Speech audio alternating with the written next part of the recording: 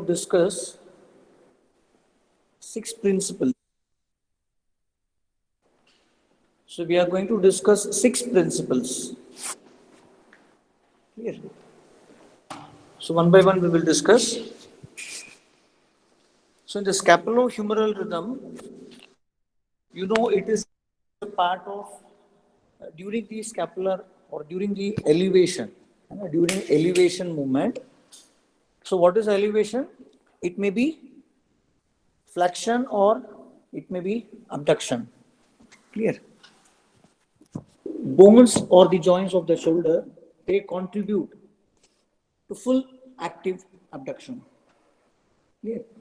So you will be studying six principles related to full active shoulder abduction. Clear?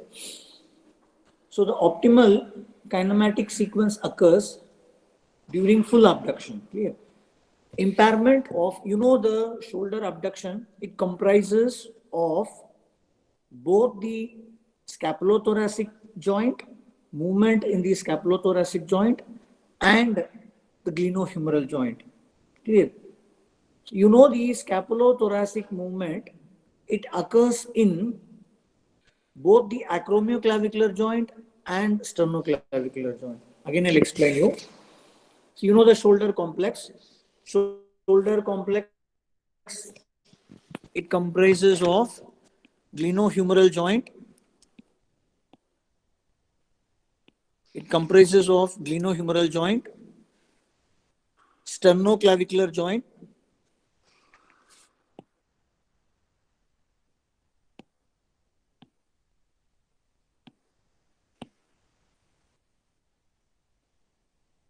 the complex of shoulder.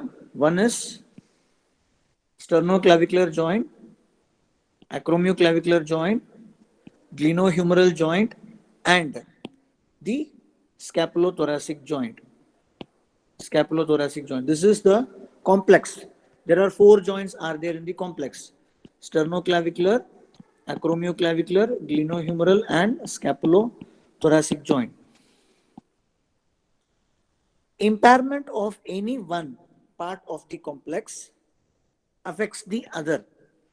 That is, during abduction or during elevation of the shoulder joint, if any one part of the complex, clear, any one of these complex, if the patient is having an impairment, it will affect the other part also. Clear? So now we will study the principles. So in normal healthy individual, in normal healthy shoulder, kinematic rhythm, timing exists between glenohumeral joint, that is glenohumeral abduction, and scapulothoracic upward rotation. There exists a timing. Clear? During normal, that is range of motion of either flexion or abduction, timing exists between the two joints, glenohumeral joint abduction and scapulothoracic joint upward rotation. When you are doing shoulder abduction, clear? When you are doing shoulder abduction, the joint, the movement occurs in two joints, especially in two joints. One is glenohumeral joint and scapulothoracic joint. Clear? In glenohumeral joint, what movement occurs? In glenohumeral joint, abduction occurs, and in scapulothoracic joint, external rotation occurs. In glenohumeral joint, abduction occurs, and in scapulothoracic joint, external rotation occurs during abduction and flexion. Clear?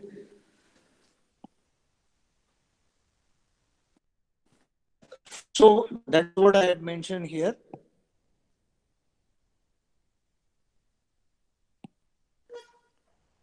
glenohumeral abduction and scapulothoracic upward rotation, it occurs.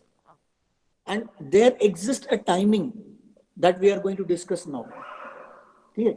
So after 30 of abduction, this rhythm, that is this timing, it remain constant.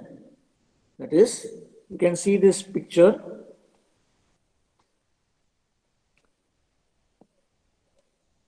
Now this is 0 or neutral position. Arm is by the side. Next diagram shows 30 of abduction. 30 of abduction. So during this phase, that is 30 of abduction of initial 30 of abduction, this phase is called setting phase. What is setting phase? The scapula does not move during initial 30 of abduction. You see from here it is 30 abducted. So now here in this first phase, their scapula, it does not move. And this phase is called setting phase. So after 30 of abduction,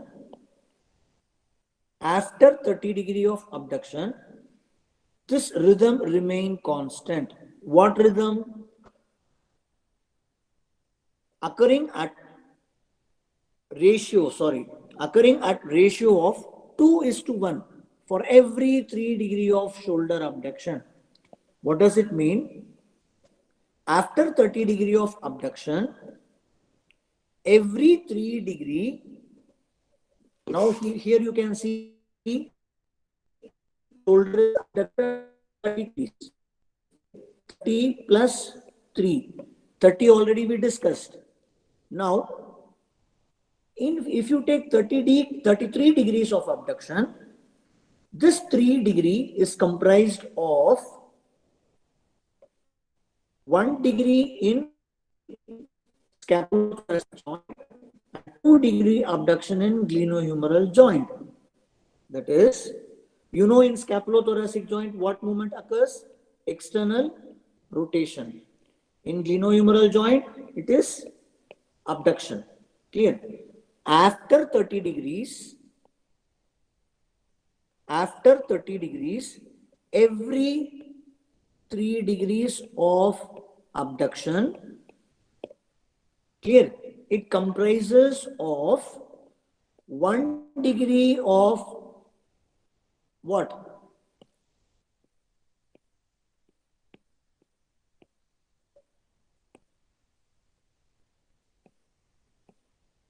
It comprises of 1 of scapular rotation, that is external rotation, scapular external rotation, and 2 of glenohumeral abduction. Clear? Now, if you take next example, now imagine the shoulder has abducted to 36 degrees. Shoulder has abducted to 36 degrees. That is 30 plus 3 plus 3. Clear? So now here what we discussed, scapulothoracic joint 1 and glenohumeral joint 2. Now again, this 3 it comprises of scapulothoracic joint 1 and glenohumeral joint 2 of abduction. Clear?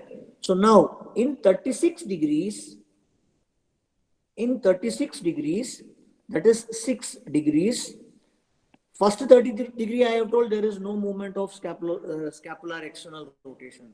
That is called setting phase. Now additional 6 what happens? 6 movement is occurred by scapulothoracic external rotation of 2 and glenohumeral joint abduction by 4 degrees. I think you are clear. So every 3 there will be a, here you can see this.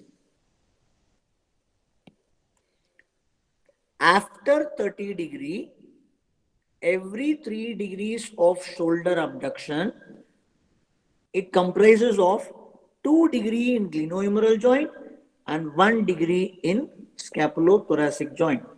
Scapulothoracic joint, what movement occurs? Upward rotation occurs. Glenohumeral joint, what movement occurs? Abduction occurs. Clear? So, last example. Suppose imagine now the shoulder is abducted to 60 degrees. 60 degrees. Clear? So what I have told, initial 30 degree, there will be no scapular movement or there will be no scapular external rotation. Now the shoulder has abducted additional 30 degrees. That is 30 plus 30. Now this 30 degree is comprised of 10 degree of scapulothoracic external rotation and 20 degree of glenohumeral joint abduction.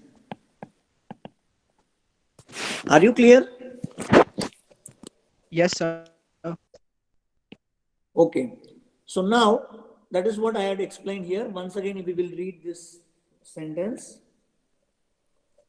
After 30 degree of abduction, this rhythm remain constant. What rhythm? 2:1 rhythm. After 30 degree, the 2:1 rhythm is ratio is maintained throughout the range of motion after 30 degree. That is, every 3 degree of shoulder abduction, 2 degree is contributed by glenohumeral abduction, 1 degree is contributed by scapulothoracic joint upward rotation. So now coming to first principle. Total I have told there are 6 principles. We will discuss first principle. Based on the generalized 2:1 scapular rhythm, if you take 180 degree as the full abduction, if you take 180 degree full abduction, 120 degree is contributed by glenohumeral joint and 60 degree is contributed by scapulothoracic. Clear? So if you take 180 degree abduction, it is contributed by both the joint. Glenohumeral joint abduction, scapulothoracic joint external rotation. This is first principle. Clear? And you know that the scapulothoracic joint external rotation, where this movement occurs. Scapulothoracic joint external rotation. What is scapulothoracic external rotation? This is external rotation, 60 degrees. I am talking total. If you take 180 degree of shoulder abduction, 60 degree is contributed by external rotation of scapula and 120 degree is contribution of glenohumeral joint. Total it is 180 degree. Clear? So now scapulothoracic joint external rotation, where this movement occur? External rotation of scapula occurs in acromioclavicular joint and sternoclavicular joint. Clear? So this external rotation, it occurs in 2 joint. One is in acromioclavicular joint, other is in sternoclavicular joint. You see, this scapula will rotate in this joint and this joint.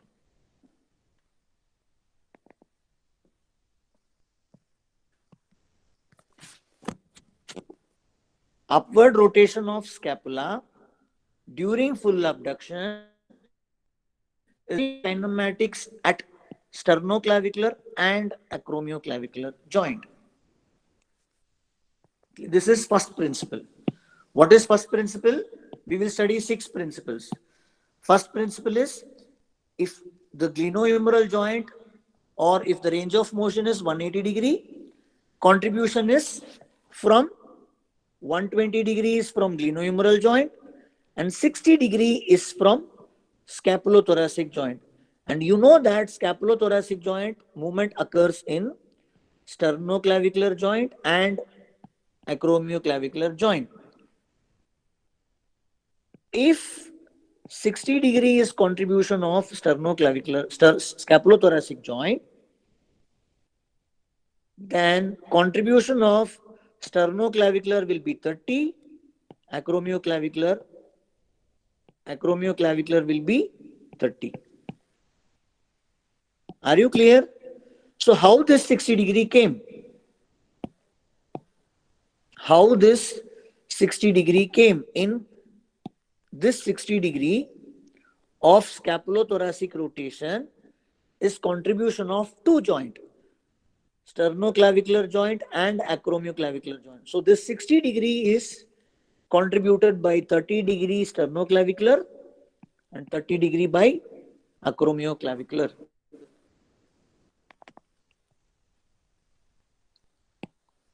So if the scapula is rotating 60 degrees, this contribution is given by 30 degree in acromioclavicular and 30 degree in sternoclavicular.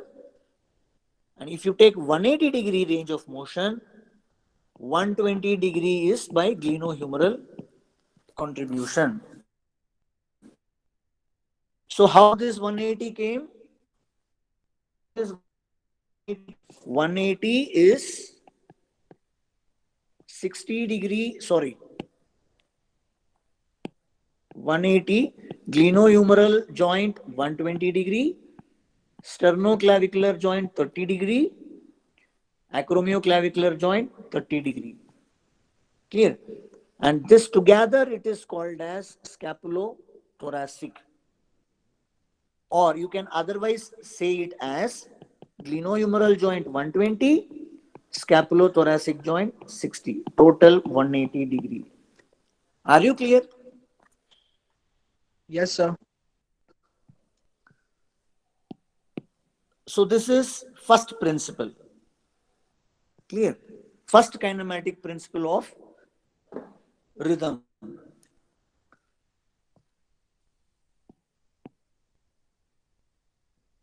Now coming to second principle. So approximate 60 degree of upward rotation, clear, of the scapula during full abduction are the result of simultaneous elevation of clavicle. Now you see clavicle elevation at sternoclavicular joint combined with upward rotation of the scapula at acromioclavicular joint. So further it is, that is, I'll explain you again. You know 180 degree sternoclavicular joint, acromioclavicular joint plus glenohumeral joint. So in sternoclavicular joint, what movement occurs? In acromioclavicular joint, what movements occur? And in glenohumeral joint, what movement occur? In sternoclavicular joint, elevation of clavicle occurs. Clear? So in acromioclavicular joint, upward rotation occurs. In glenohumeral joint, abduction occurs. Clear? So that is second principle.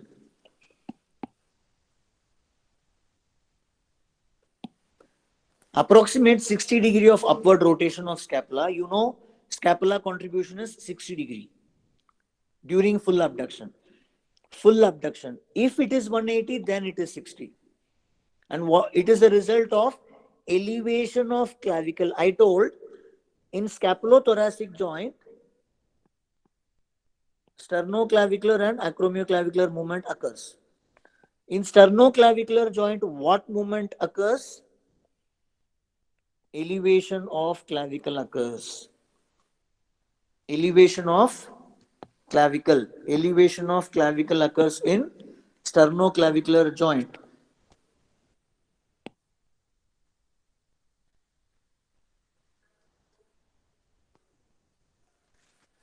When you see this, what is elevation of clavicle? This is elevation.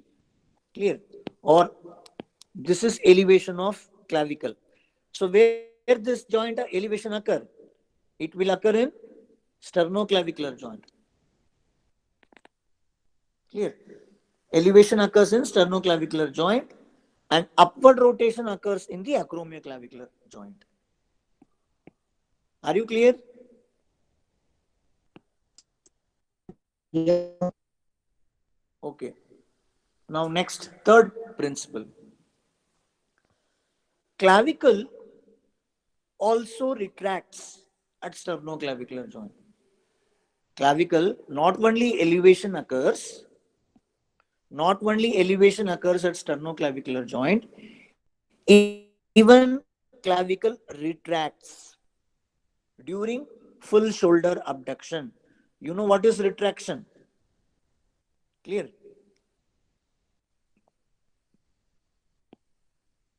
This is protraction and this is retraction of scapula. Sorry, clavicle. Clavicle, this is protraction and this is retraction. So during abduction, the clavicle, it slightly retracts and elevates. This is elevation and this is retraction. Clear? So what is third principle? Clavicle retracts during full abduction. So what is the anatomical position of the clavicle? Anatomical position of this clavicle, if you see the diagram here, next, here, clavicle is not present in the frontal plane. Clear? It is slightly deviated from frontal plane. This is frontal plane and it is 20-degree. Already it is retracted. This is neutral position of the clavicle. It is 20-degree. Clear? Anatomical position of the clavicle lies approximately 20-degree horizontal. Approximately horizontal, about 20 degrees posterior to the frontal plane. What is frontal plane? Which one is frontal plane? This is frontal plane. This is frontal plane. Clear? And it is 20-degree. It is tilted or posterior, 20-degree posterior to the frontal plane. So what I have told, during abduction, there will be a retraction of the clavicle. Clavicle will retract. So what is retraction movement? Retraction movement is, this is retraction. This one is retraction. This is protraction. This is protraction. This is retraction. So how much degree retraction will occur? 15-degree retraction will occur. 15-degree retraction. That is, from here, 15-degree retraction will occur. Clear? I think you are clear what I am saying.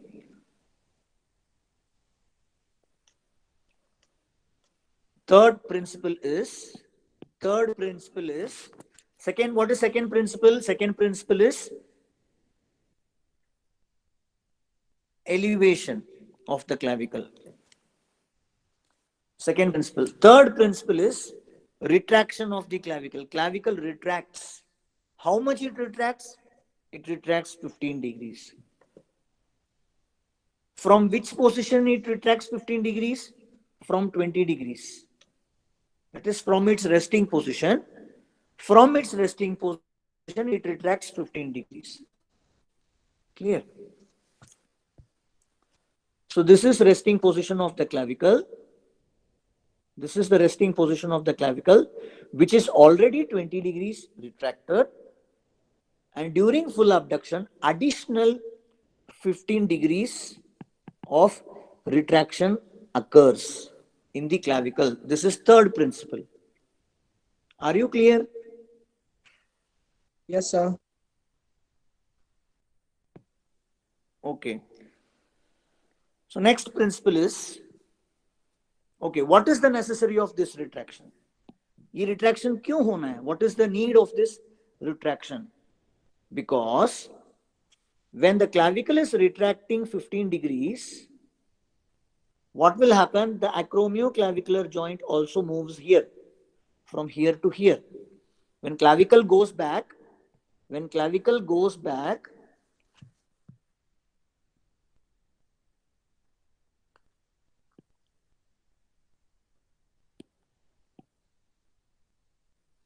this is clavicle, this is acromion. Clear? When the clavicle is going back, I'll give in other color. When clavicle is going back, what happened? The acromioclavicular joint will also move back from here to here. When clavicle is going from here to here, that is 15-degree abduction, it takes the acromion process also. Clear? The retracting clavicle assists acromioclavicular joint with optimal positioning of the scapula within the horizontal plane. So optimal position of the scapula is required. Optimal position of the scapula is required. So how this optimal position can be achieved? The optimal position of the scapula is achieved by retraction of clavicle. Clear? So that is the necessary of retraction of the clavicle. Why the retraction is necessary? Retraction of the clavicle is necessary in order to position the scapula in optimal position. Clear? So this is about what principle? Third principle. Clear? So again, in brief, I will tell. First principle is in 120 degree, 60 is of scapulothoracic and 120 is of glenohumeral. This is first principle. And this scapulothoracic is because of sternoclavicular and acromioclavicular. 30-degree contribution is by 30-degree contribution is by sternoclavicular, 30-degree contribution is by acromioclavicular. So that in sternoclavicular joint, what happens? Okay. Sternoclavicular joint, elevation occurs. Clear? And acromioclavicular joint, what occurs? Rotation occurs. Third principle. Clavicle not only elevate, it also retracts. Why how much the clavicle retracts? It retracts 15 degrees. From what position? From 20 degrees. That is from the anatomical position of the clavicle. So why this 15-degree abduction, retraction is necessary? It is necessary to bring the scapula in optimal position. Are you clear? Yes, sir. Now, fourth kinematic principle. During full abduction, now further movement occurs. What are those movements? Scapula, it tilts posteriorly, and this already we know. It externally rotates. What is external rotation? Internal rotation, external rotation. Clear? So what is this rotation called? This is upward rotation. Don't confuse with upward rotation and external rotation. Upward rotation is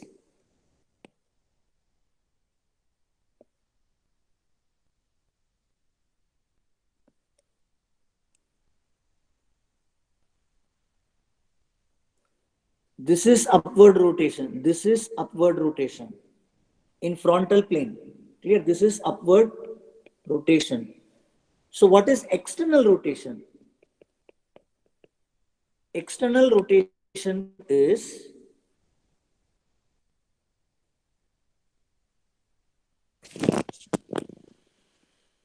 this is internal rotation and this is external rotation. Clear? Scapula is if the glenohumeral joint surface, if it faces anterolaterally, anterolateral, this is called internal rotation. Imagine your scapula, it occurs with protraction. When you do the protraction, clear, of the clavicle, the scapula will come forward. When the scapula is coming forward, the glenohumeral joint, it will face anteromedial.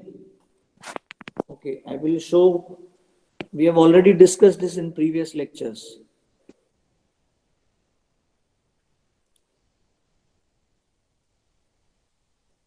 In resting position of scapula we discussed. Clear? Internally rotated 35 to 45 degree. What is internal rotation? This one. Clear? You see the scapula is not in the coronal plane. Scapula is in this plane. Clear?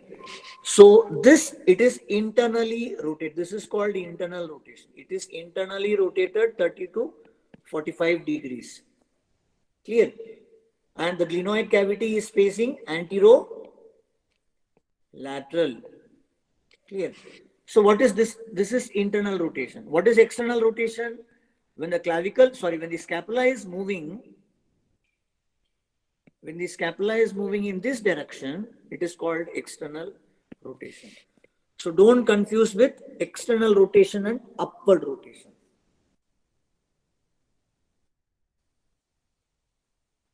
What is upward rotation? Rotation. This is called upward rotation. This is called the inward rotation. So upward rotation contribution, this is what we discussed, 60 degrees. Clear? Now we are talking about external rotation.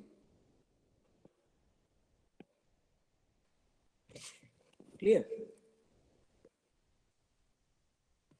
Next principle. What is next principle? Fourth kinematic principles. What is fourth kinematic principle? During full abduction, scapula tilt posteriorly and external rotates. This is not upward rotation, it is external rotation. Clear? This is fourth kinematic principle. Okay. So this tilting and external rotation, it depends on the combined kinematic of acromioclavicular joint determined by the combined kinematics at acromioclavicular joint and scapulothoracic joint. Clear? This two movement, that is tilting movement and external rotation, it depends on the kinematics of these two joints. You know what is tilting? Tilting also we already discussed. What is tilting? This is tilting. Clear? This is anterior tilting and this is posterior tilting. Clear? If the scapula is, imagine this is scapula, this is anterior tilting, this is anterior, this is posterior. And what is posterior tilting? This is posterior tilting. So other than the movement, additional two movement occurs. What are those additional two movements? Tilting and external rotation also occurs. That is fourth kinematic principle. So this tilting and or the magnitude of tilting and magnitude of external rotation, it depends on acromioclavicular joint and sternoclavicular joint. This is fourth kinematic principle. Any doubt? No, sir.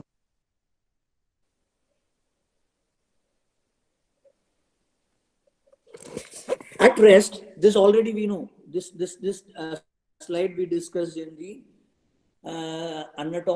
mechanics of scapulothoracic joint. How much it is tilted, how much it is rotated. That this we already discussed. Okay. As shoulder abduction proceeds, it tilts posteriorly. Scapula, it tilts posteriorly. What is the resting position of the scapula? Resting position of the scapula is this one. This is resting position of scapula. From vertical 10 to 20 degrees, it is tilted anteriorly. Clear? From vertical, it is tilted 20 degree anteriorly. So from this position, during abduction, now the scapula, it starts tilting posteriorly. Scapula, it tilts posteriorly. Clear? That is what I had mentioned in this slide. As shoulder abduction proceeds, scapula, it tilts posteriorly. From which position? This is the resting position, 10 degrees tilting. 10-degree tilting is the scapular resting position. From 10 degree, it starts tilting posteriorly. So this movement occurs in which joint? It occurs in acromioclavicular joint. Clear? And external rotation, not upward rotation. Don't confuse upward. We are talking external rotation. External rotation of the scapula occurs at or as a net rotation based on these two joint. Clear? So posterior tilt occur in acromioclavicular joint.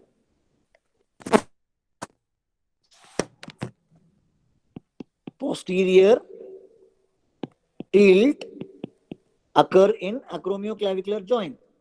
But external rotation, it occurs in both sternoclavicular joint and acromioclavicular joint. So what is resting position of scapula? 35-degree internal rotation. What is resting position of scapula in tilt? 10 degrees, 10 to 20 degrees. What is this 35 degrees? Here you can see this 35 degrees. This one.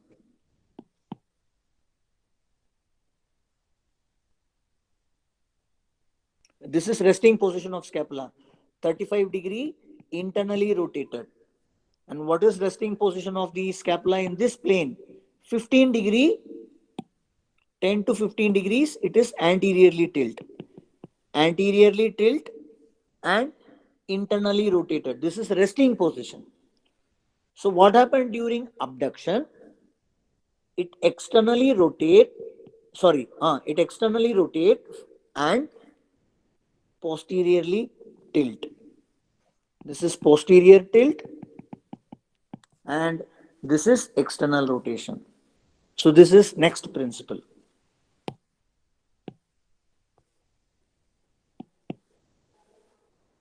Are you clear? Yes, sir.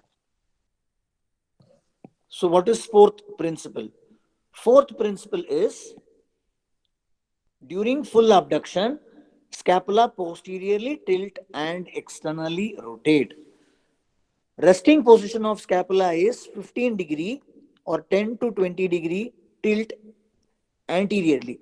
From this position, it posteriorly tilt occur. And externally rotation, what is resting position?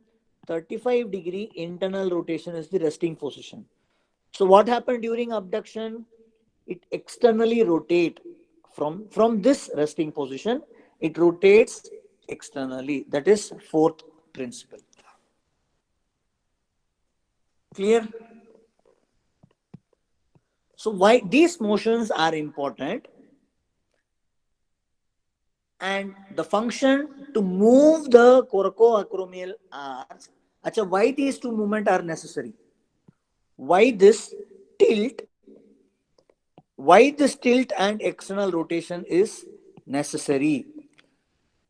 We already discussed clavicle, why it should retract. Clavicle, it should retract because the scapula should have the optimal position. Now, why this tilt and external rotation should occur? What is the necessary of this tilt and external rotation? These motions are important to move the coracoacromial arch away from the advancing humeral head. Coracoacromial arch को move करना है, so that to prevent the impingement, of the structures. Clear? Posterior tilting and external rotation of the scapula help preserve the volume of subacromial space during abduction. So in order to preserve the volume of subacromial space, these two movements are necessary. What movement? Sorry. Tilting movement and external rotation movement is necessary in order to preserve the coracoacromial space. That is the main function, reason. Clear? So that the impingement does not occur. Limit the impingement of structures in the subacromial space, reducing the stress on the shoulder capsule and rotator cuff muscle. So this is about fourth principle. So we will discuss in afternoon lecture about the rest of the principle in detail. We will revise and then I will explain the rest in the afternoon lecture. If you have any doubt, you can ask me now.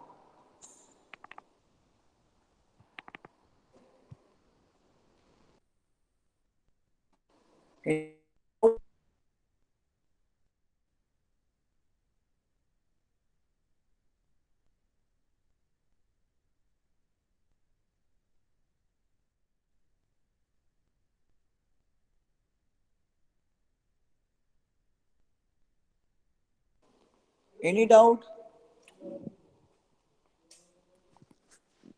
No, sir.